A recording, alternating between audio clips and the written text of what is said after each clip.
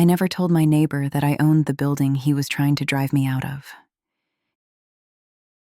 To him, I was just the quiet woman in 3B, the one with the old car, the cheap boots, the tote bag instead of designer purse, the one who carried her own groceries up the stairs and never had anything delivered with fancy logos on the bags. He thought I was beneath him. He had no idea I was the reason his key even worked in the front door. My name is Ara Sterling. On paper, I am the sole owner of 4 residential buildings in this city, a senior executive at a multinational company, and a woman whose email inbox moves more money in a week than my neighbors will see in a lifetime. In this building, though, I was just Ara from 3B. And for a long time, I was perfectly fine with that. I didn't want anyone to know who owned what. I wanted to see how they behaved when they thought the owner was an invisible villain in some office, not the woman they held the door for at the entrance. It was simple. I wanted to see people's real faces. Then, my new neighbor moved in. And he made the mistake of showing me his. His name was Adrian.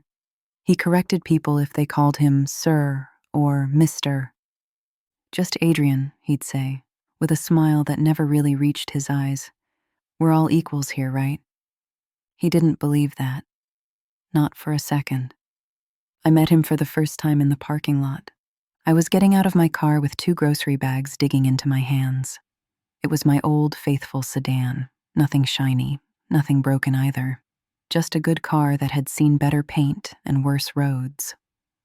Adrian leaned against a brand new silver SUV, sunglasses on even though the sun was going down. He was scrolling his phone, annoyed with the world. He looked up when he heard my car door close. His eyes flicked from the car to me, to my sweater, to my shoes. You could almost see the assessment happening in his head. "Hey," he called out. "Excuse me." I shifted the bags in my hands. "Yes?" "Do you live here?" he asked. "Yes," I said. "Apartment 3B. He smirked. "Thought so," he said under his breath, but loud enough that I heard. I didn't comment. "I'm in 4D, he announced, as if that meant something. "I just moved in." "That your car?" "Yes," I repeated. "That's my spot." He frowned at the number painted on the asphalt. 7, he said. "I asked management for a front spot. They told me it was taken. Guess now I know by who." He gave my car another look, unimpressed. "You know," he added, "they really should reserve the nicer spots for people who bring value to the building. First impressions matter. You park this thing up front, and people think the place is low end." This thing. My car. I could have told him this thing got me to every meeting where I signed contracts that paid his landlord's mortgage and then some. I could have told him this thing took my son to school through rain and storms and drove me home the night my mother died.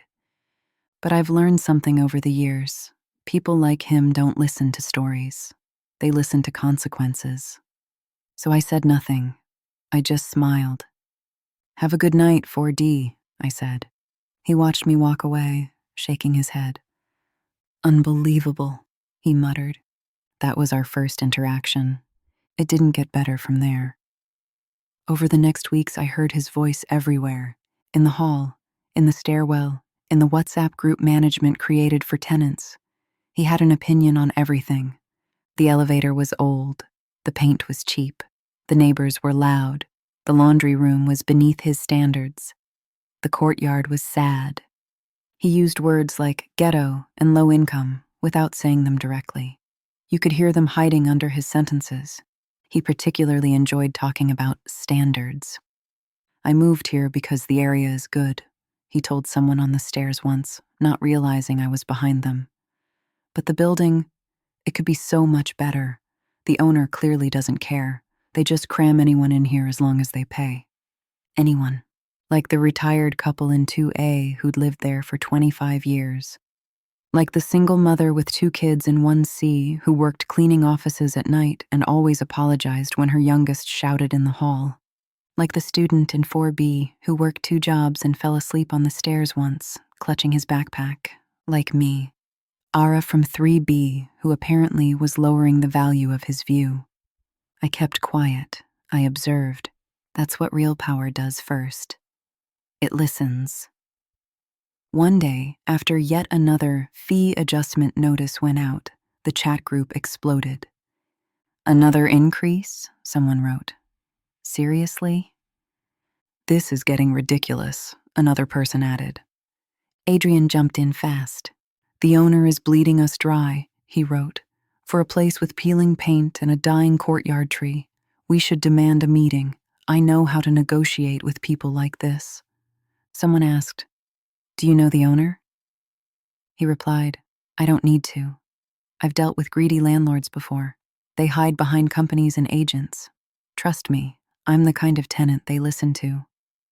They respect money. Respect money." He had no idea who he was talking to. Management, who knew exactly who I was, emailed me privately. "Tenants requested a meeting," the message said. "Especially one in 4D. He's vocal." I responded, "Schedule it. I'll attend. But don't tell them who I am yet." The woman in the office sent back a single emoji. The wide eyes one. She knew what it meant when I wanted to hear people with them thinking I was just another tenant. The meeting was set for Saturday evening in the courtyard. I arrived a few minutes early, dressed exactly as I always did in that building. Simple sweater, jeans, hair tied back, no visible jewelry. Not a single sign of the income that flowed behind my name. I sat on one of the benches and watched as everyone trickled in. The retired couple came, walking slowly but with dignity. The single mother came, pushing a stroller, her older child clinging to her arm. The student came, yawning. The guy from 3A, who always smelled like paint, came, still in work clothes. Then Adrian appeared. He wore an expensive-looking jacket, hair styled, shoes spotless. His wife clung to his arm, dressed like she was going to brunch, not a building meeting. He looked around, and the way his nose wrinkled when he saw the older couple and the mother told me everything. He thought this meeting was his show. Management arrived last, 2 representatives with a laptop and a stack of printed notices. "Thank you for coming," one of them began. "We're here to hear your concerns and—" "The owner should be here," Adrian cut in immediately. "Not just you, we're the ones paying. They should face us." The representative gave me a quick, almost imperceptible glance. I pretended not to see it. "The owner is fully aware of everything we discuss," she said calmly. "We represent them." "That's not enough," he said loudly. "A decent owner would show their face instead of hiding behind email." The single mother looked uncomfortable. The retired couple glanced at each other. "Let's start with the maintenance fees," the representative said. "There have been increases because someone is greedy," Adrian said. His wife giggled softly. "Look at this building," he continued. "Stained hallways, ancient elevator, a courtyard that looks like a prison yard. And yet the fees keep going up. Where is the money going? To better coffee in the owner's office?" He chuckled at his own joke. A few people smiled nervously.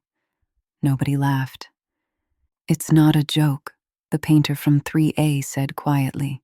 "Some of us are really struggling with the increases." "I know," Adrian said smoothly, turning to him. "And that's why someone like me needs to speak. I have experience dealing with property companies. If we push hard, we can get lower fees, better service, and maybe even filter tenants better." "Filter?" the retired woman from 2A repeated. "Filter how?" "You know," he said. "Quality control. Some people bring the building up, some bring it down. It's harsh but true." His eyes flicked to the single mother, to the student, to me. I felt my jaw clench. "People who always pay late, people who make noise, people who bring problems," he went on. "If the owner wants to raise costs, they should at least also raise standards.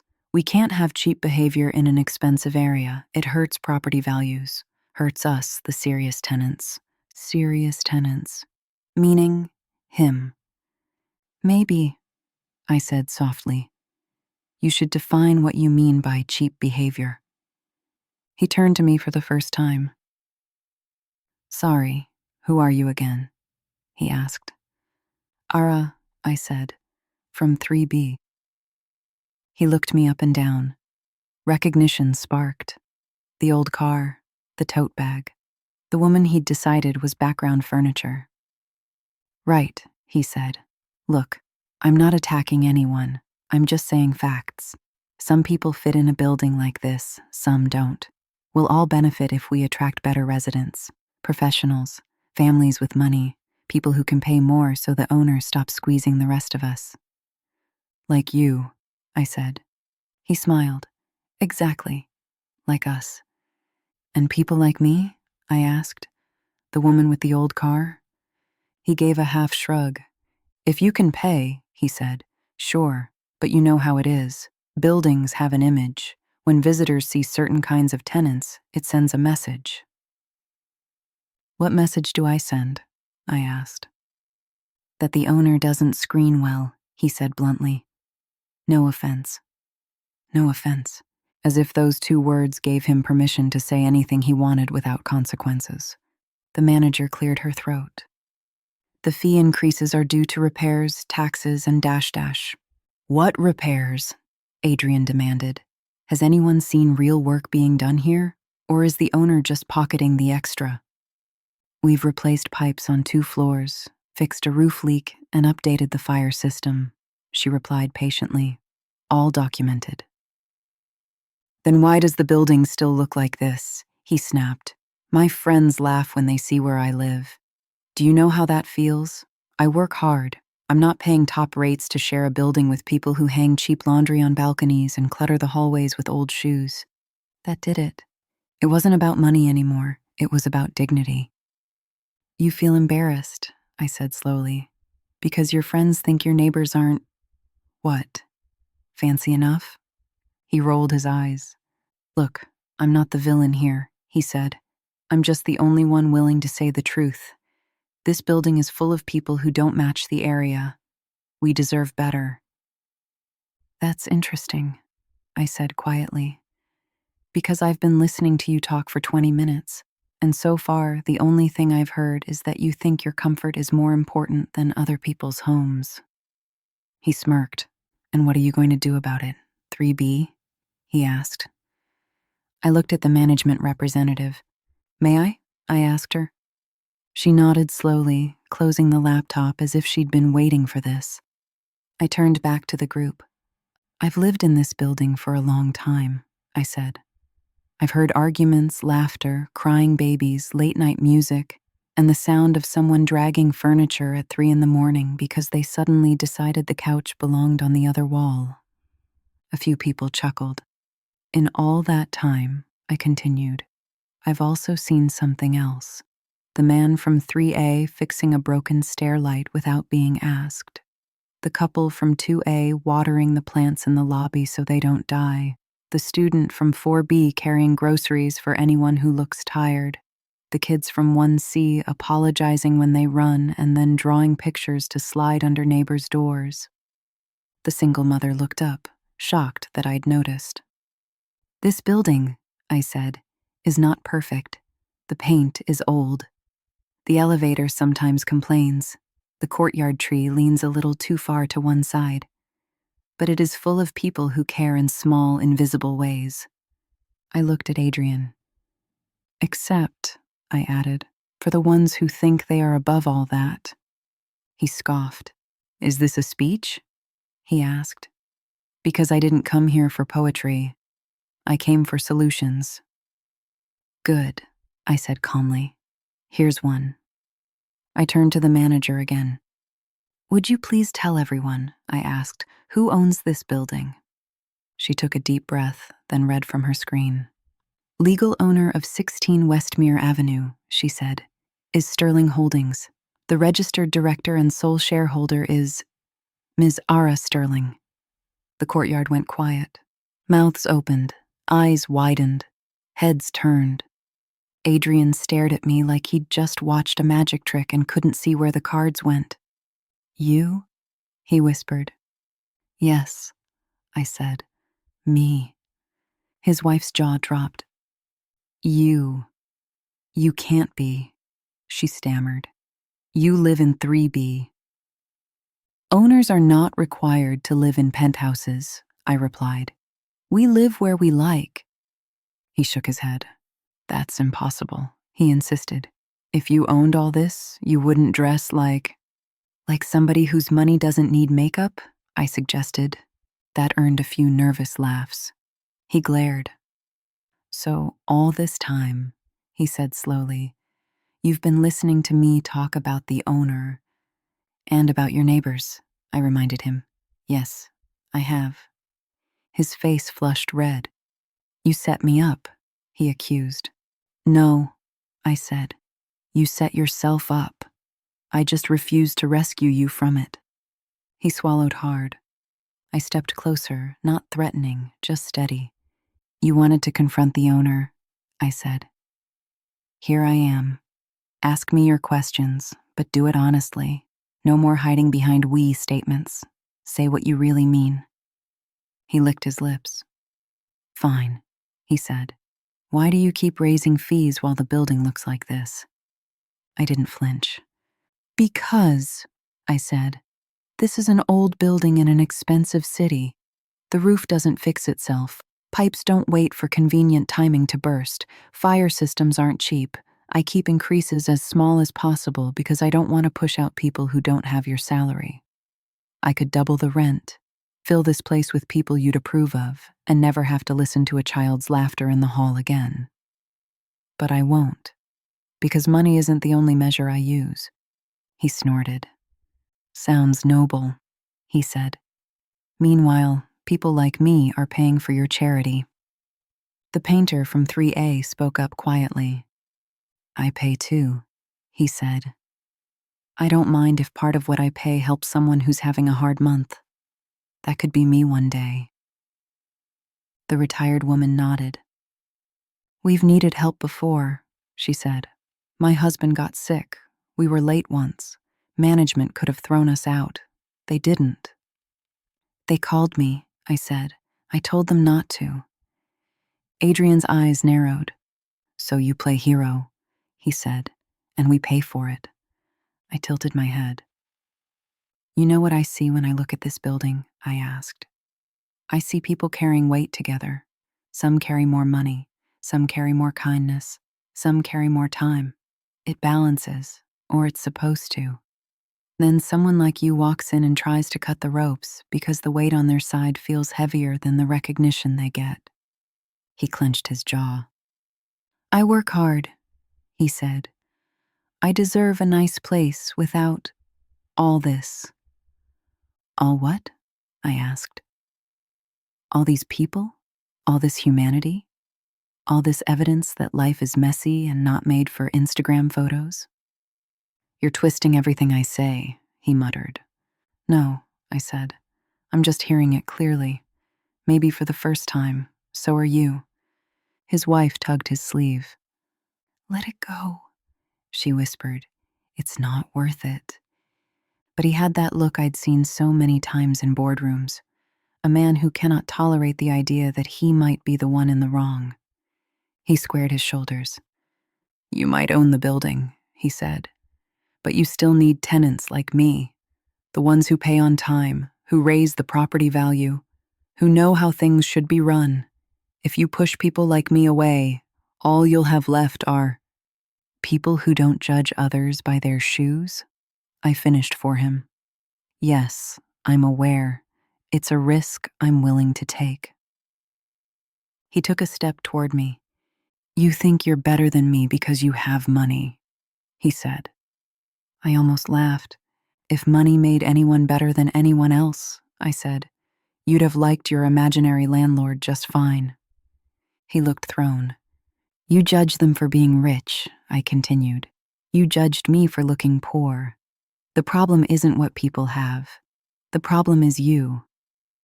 The courtyard went silent again. The manager cleared her throat.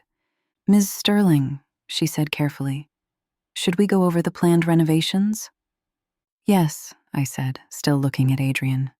Let's. We spent the next 20 minutes going through actual numbers, what had been spent on repairs, what needed to be spent on improvements, what optional projects we could do together to keep fees lower. People asked questions, real ones, practical ones. They offered help, they offered time, they offered skills. Adrian stayed quiet, arms crossed, jaw tight. When the meeting ended, the old couple thanked me. The single mother asked, almost shyly, if the kids could help repaint the courtyard walls. They'd love to, she said. They love painting. I'd be honored, I replied. Neighbors left slowly, talking to each other more than they had before. Something had shifted. They no longer saw a faceless company squeezing them.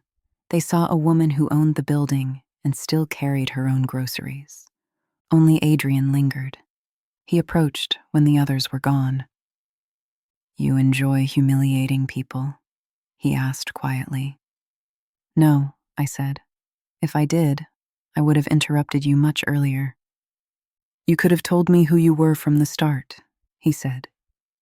Yes, I agreed. But then you would have behaved differently, and I needed to know how you treat people you think are below you. And now you know? He asked. Yes, I said. Now I know. So what now? He asked. You going to punish me? Raise my rent? Evict me? He said it like a challenge. I considered him. That would be too easy, I said finally, and it would teach you nothing. You'd just move somewhere else and tell the same story, about a crazy landlord who hated you because you spoke the truth. He didn't argue. So what then? He pressed. Now, I said, I give you a choice. You can keep acting exactly as you have been, in which case, yes, when your lease ends, I will not renew it. Or you can demonstrate something I haven't seen from you yet. Change. He scoffed. Change, he repeated. You sound like one of those motivational videos. I smiled faintly. Motivational videos don't decide whether your lease is renewed, I said.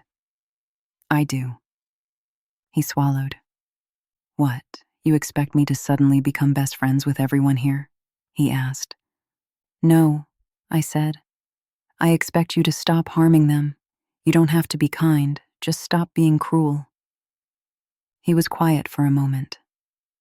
They think I'm a monster now, he said. I shook my head. No, I replied. They think you were a jerk at a building meeting. Monsters are rare. Jerks are everywhere. Which one you stay is up to you. He let out a shaky breath and looked away. I didn't realize, he began, then stopped. That they're real people? I offered. Not just numbers that affect your property value? He shrugged, embarrassed. Where I come from, he said. If you don't act above others, they act above you. You show any softness, they crush you. That's how we were taught. You survive by climbing over people. I just brought that here without thinking.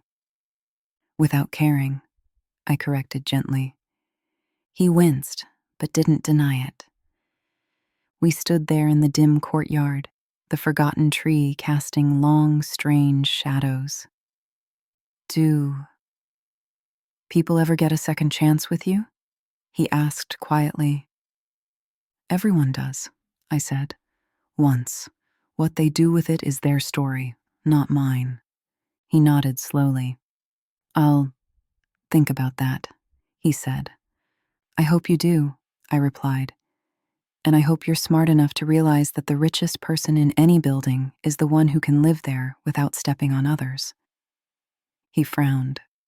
That sounds like something you'd put on a wall, he said. Maybe we will, I replied. When we repaint the courtyard. He cracked a tiny, reluctant smile. Over the next few months, I watched him. At first, he hovered on the edges, suspicious. He didn't apologize with words, not to anyone. but I noticed his wife carry boxes for the old couple once. I saw him hold the elevator for the single mother instead of sighing loudly when her kids ran. He came downstairs one Saturday in old clothes, hesitated at the sight of neighbors with paint rollers, then picked one up. Nobody clapped. Nobody made a big deal. They just handed him a tray and told him which wall to do. Sometimes that's how revenge works best. Not as destruction, but as education. Not as a dramatic explosion, but as a slow, uncomfortable mirror that someone is forced to look into until they either break it or change.